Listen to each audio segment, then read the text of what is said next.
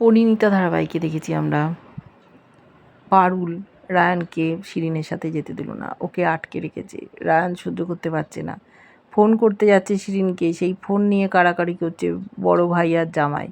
ওদেরকে ফিট করে রেখেছে পারুল। ফোনটা জলের মধ্যে পড়ে গেল। ওদিকে শিরিন ওর বাবার সাথে ড্রিঙ্ক করছে, এখনও অপেক্ষা করছে কেন রায়ান একবারও ফোন বা মেসেজ করলো না।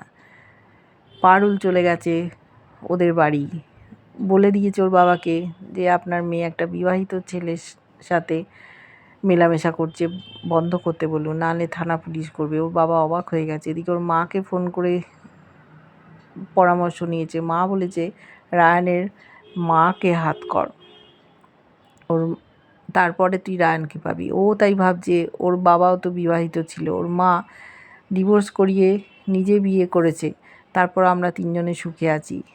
এদিকে পারুলের বাড়ি ফিরেছে, বলেছে শিরিনদের বাড়িতে গিয়েছিলাম, ওকে গলা টিপে ধরেছিল, বলছে জন্তু তুই এইসব কাজ করছিস। দাদু ওকে ছড়ি দিয়ে মারতে সম্বিত ফিরে পেয়েছে, বলছে তুই বাড়ির বউয়ের গায়ে হাত দিয়েছিস, সাহস তো কম না। দেখতে থাকবো কী হয়।